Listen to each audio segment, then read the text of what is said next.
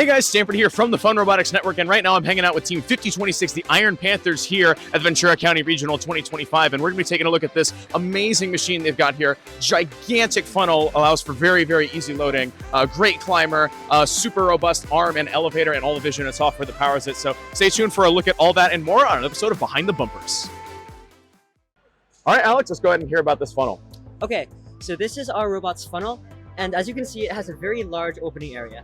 This is because early on in the season, we wanted to find ways of intaking coral efficiently, and we eventually decided that to optimize for ease of programming and ease of human player, having just a huge open area would allow us to most easily intake from a variety of different positions, a variety of different circumstances, and just overall be like a catch-all, literally.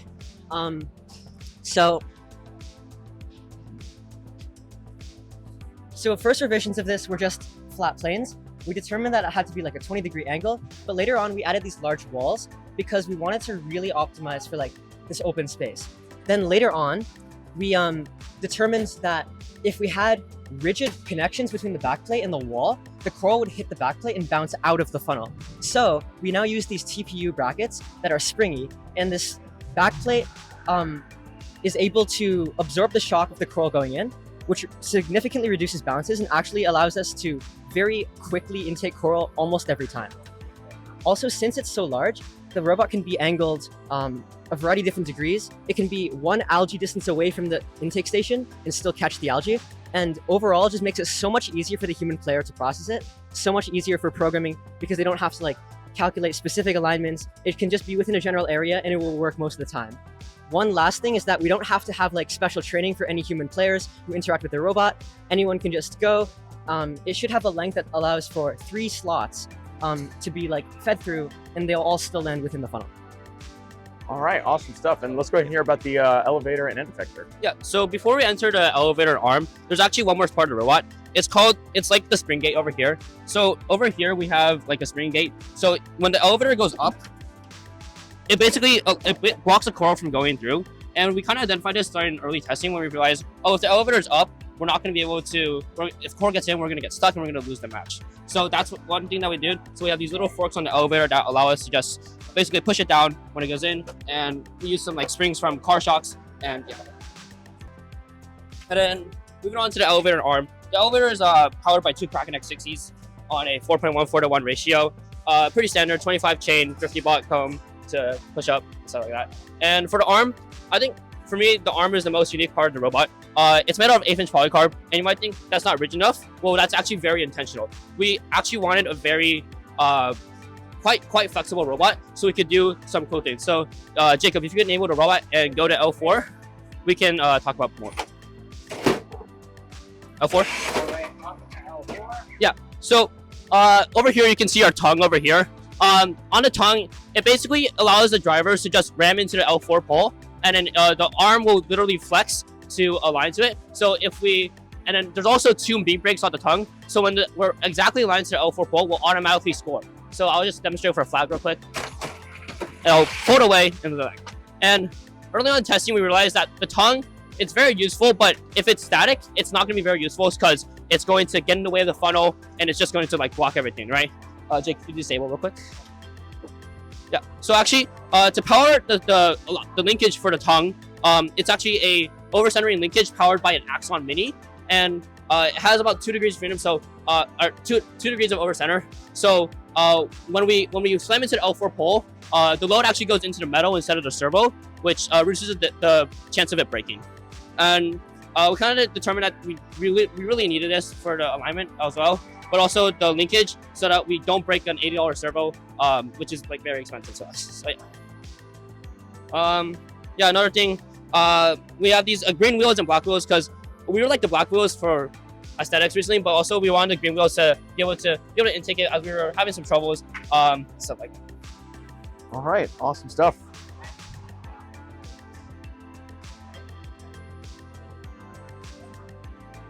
Yeah. So the climb on a robot, I think, is one of my favorite parts of the robot, just because of how like stylish the end game is this year.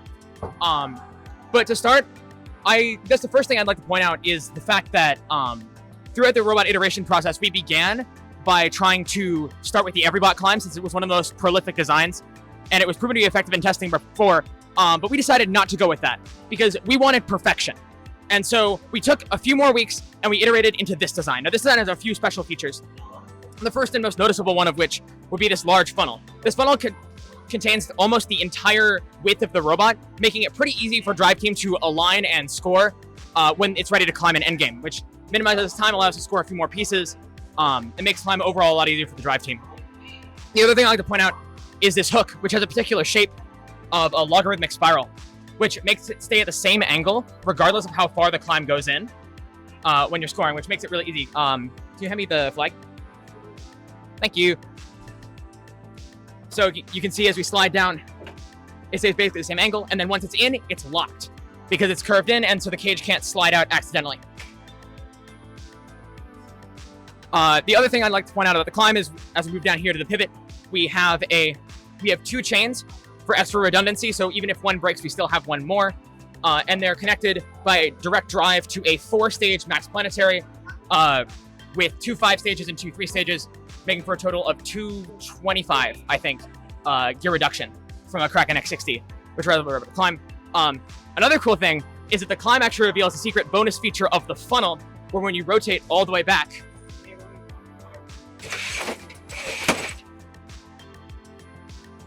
now put it up.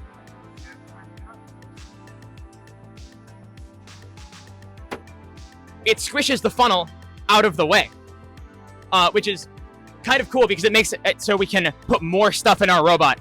And it enables the super large funnel we have on climb and the super large funnel we have on the intake, which is super cool.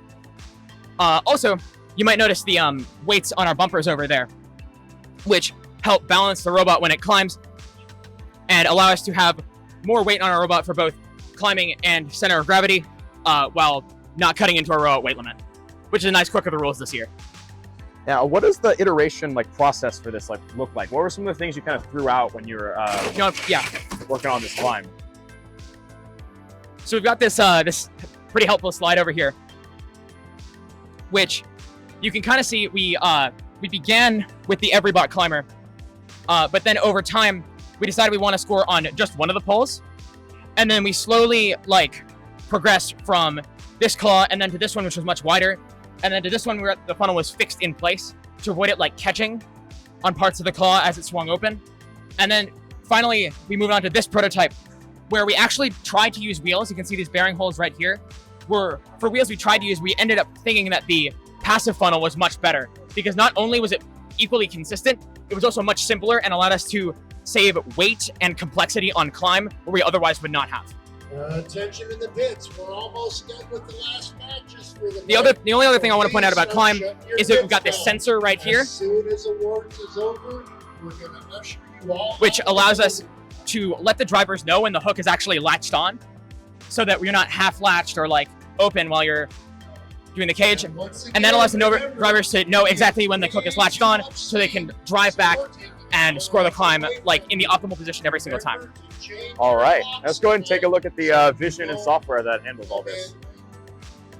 Hi, okay, so for our vision system, which we use for a lot of our autonomous code, we have 5 Ardu cams, and these Ardu cams are running on 2 Intel N100 based mini PCs, and on those we run a custom package of Photon Vision.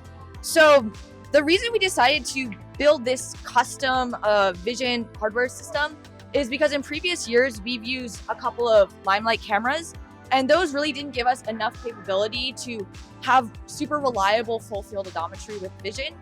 So by having 5 cameras, we're actually able to have overlapping FOVs for each camera, and this allows us to basically cross-check the data from each camera, and then it helps reduce a lot of ambiguity and make us super accurate. It also just allows us to see tags from basically all the way around the robot, and we use these capabilities to auto align to any branch on the field. This is super helpful for our drivers because it basically allows them to align without much adjustment on their part, and then anything where it's disaligned a little bit is made up for by the tongue and the flex in this arm. So the combination of the engineering design and then the vision system, which allows us to have very accurate, I would say within a couple of inches, auto align, allows our drivers to very quickly and very smoothly line up to any branch on the field. Another thing that this has allowed us to do is a 3-piece auto. We were able to develop our auto in 1 day, which was very, very fast. And it works with reasonably high accuracy. With our testing, we were scoring 3 out of 3 on probably, I would say 7 or 8 out of 10 tries, which is quite good. Another thing that I would like to point out on this robot is we have a lot of sensors all over. So this time of flight sensor here, we have 2 time of flight sensors here, and another one up here. And so this is, again, enabling the robot to know where it is at all times. So the cameras allow it to know where it is on the field, but these and also other sensors on the robot, such as CAN coders, allow the robot to know what state it's in at all times. And this allows us to control the robot with a state machine, so we can ensure that the robot is always going through safe transitions. The arm can never, crash into the funnel or break anything. The climb's never going to interact with anything when it shouldn't be. So our state machine controls all of the code using input from onboard sensors. And this allows our robot to always be very safe and always be very controlled in its movements. After that, we will go right into the closing ceremony. Don't know if I have much else to add. Oh, okay. So one more thing about our vision subsystem is we have all of this data from our cameras, but sometimes the data can be inaccurate if we're too far away or if we lose sight of the April tags. So we supplement all of our vision data with data from the wheel-based odometry, which again goes back to all these CAN coders, all of our onboard sensors. They supplement any inconsistencies with the vision data. So if we ever lose anything, the robot still knows where it is. It's still very accurate. Even without any cameras at all, we can be within 4 or 5 inches of accuracy on an auto run. So the entire autonomous system is very, very resilient. Even if we overshoot, even if we're pushing another robot out of the way, the robot notices and it is able to correct in time. All right, folks, so that was your look at this 5026 machine. These guys have been looking great out on the field here at Ventura. So check these guys out in the future at their future events. So thank you guys so much for allowing us to come by and take a look at this machine, and good luck with the rest of your competition.